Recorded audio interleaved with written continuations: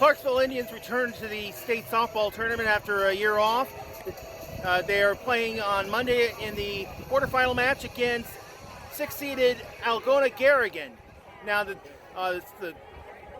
Indians have just one loss in the season so far.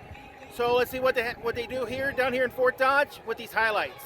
As the Indians fans cheer their team on, they take the field looking to improve on their state runner-up finish from the 2017 season.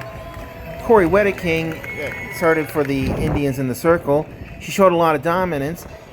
Here at the end of the first inning, she strikes out Emma Fogarty looking. And then in the second inning, she gets Gracie Elsbecker to swing and miss for a strike three. Going to the bottom of the second inning, Bailey Ryers hits the ball to the shortstop, and who bobbles it and reaches on the error.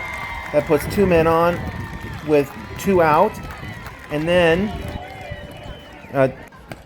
Shea Barron singles to drive home Chloe Ross. That gives the Indians an early 1-0 lead with two outs still in the second inning. Very next batter, Mackenzie Bloker, puts this 2-2 pitch into the right center field gap. That would score both Myers and Barons to make the score 3-0 in favor of the Indians after two. Now, we see still continued.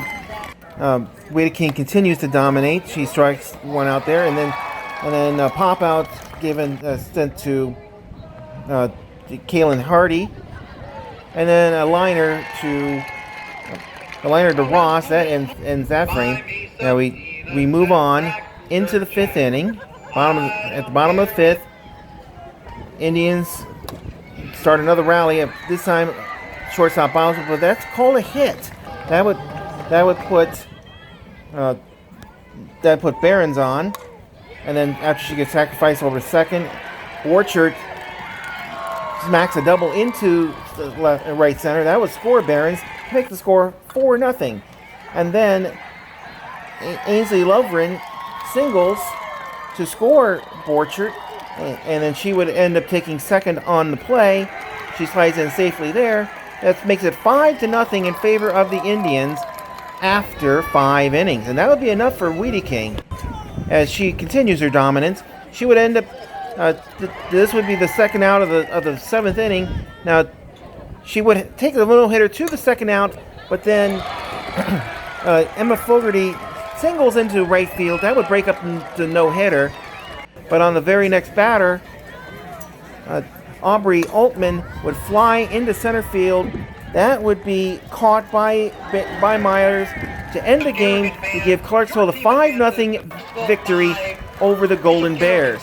The Indians will then move on to Wednesday's state semifinal game against Well, I think she has a lot more confidence this year going into it. She's pitching her fastest, and her pitches are working. 2 years ago when we were down here, she got hit on quite a bit, and so I think she wants to kind of make a better name for herself down here. So what do you think worked for her? Well, at first I was kind of nervous because the other team, they were really patient. They weren't eating up her inside-outside pitches, so we tried throwing more change-up and fastball, and they started eating that up more towards the end. One no-hitter, 6 2/3. How do you feel about the way you're dealing it out there? Yeah, I think I came out a lot better than I did 2 years ago here, and we all just came out a lot less nervous, just doing our thing instead of worrying about everything else. Hi, Shy. A big game for you, big win, 5-0. How do you feel about the way the girls were? It was good. It went really good. We all hit good, especially Mackenzie. She had a huge hit. We all hit really good. I'm glad we went out right away on the bats because we all knew we could hit her, so we did, and it paid off. In 3, 2, 1.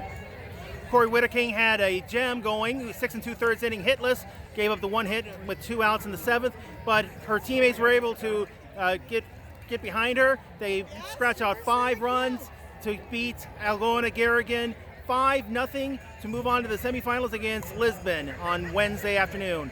From Harlan Rogers Sports Complex, this is Eric Van Sickle reporting for Waverly Newspapers.